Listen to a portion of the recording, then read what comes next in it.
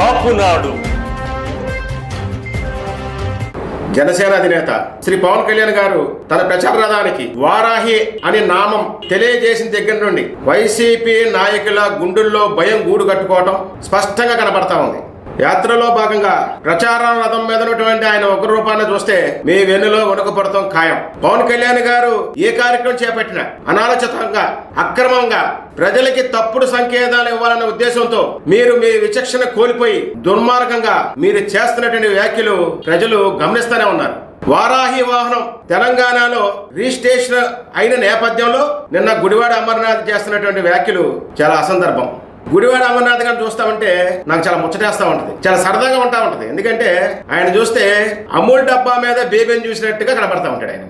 ఆయన మాట్లాడే మాటలు మిడిమిడి జ్ఞానంతో అవగాహన లేనటువంటి ఆయన చేస్తున్నట్టు వ్యాఖ్యలు.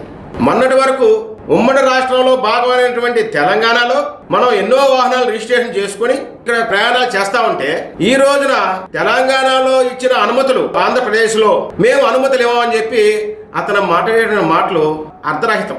ఆలివ్ గ్రీన్ కి ఎమరాల్డ్ గ్రీన్ కి తేడా తెలియకుండా ఇక్కడ మేము అనుమతులు ఇవ్వమని చెప్పి మీరు ప్రకటించడం ఏ ఒక్కరికి కూడా ఆమోదదాయకరంగా లేదు.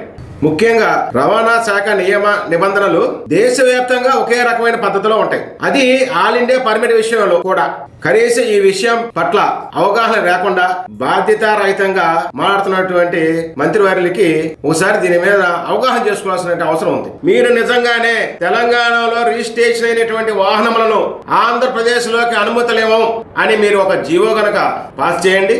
ఇప్పటికే ఆర్థికంగా కొట్టుమిట్టాడుతున్న ఈ తెలుగు రాష్ట్రం మీరు చేస్తున్నటువంటి ప్రకటనలతో గుండు గీసుకోవడం ఖాయం అని చెప్పి మీకు తెలియజేస్తా ఉన్నా.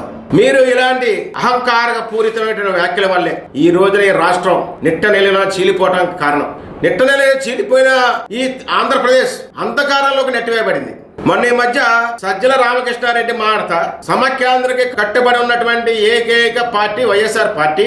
కోర్టు రెండు రాష్ట్రాలను కలిసిపోమంటే దానికి అనుకూలంగా స్పందించిన పార్టీ వైఎస్ఆర్ పార్టీ అని చెప్తుంటే మీరు తెలంగాణలో అనుమతులు ఇచ్చినటువంటి రిజిస్ట్రేషన్ని మేము ఆంధ్రప్రదేశ్ లో అనుమతులు ఇవ్వమని చెప్పి చెప్తున్నారు.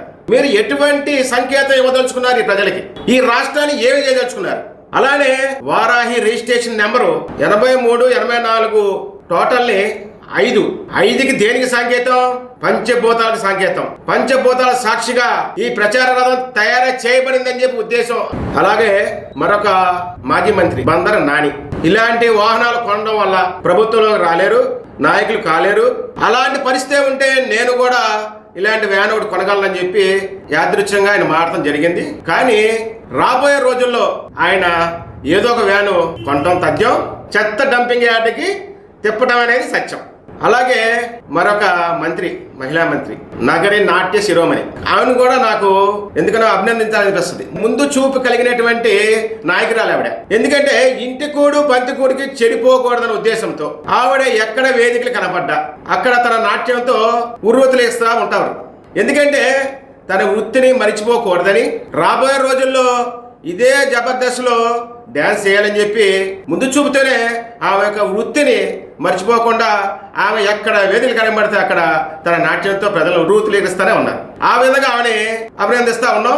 ఆంధ్రప్రదేశ్ లో దగాపడ్డ తెలుగు ప్రజల కోసం దుష్ట శిక్షణకై శిష్ట రక్షణకై ప్రజల తరపున పోరాటం చేయటానికి పరిపాలకుల అన్యాయాన్ని, అక్రమాన్ని, అవినీతిని పవన్నాథ రథ చక్రాల కింద తొక్కి కాలగర్భంలో కలపటానికి ఆయన చేపట్టబోయేటువంటి యాత్ర కోసం ఈ రోజున తెలుగు ప్రజలందరూ ఎదురు చూస్తారనేది వాస్తవం.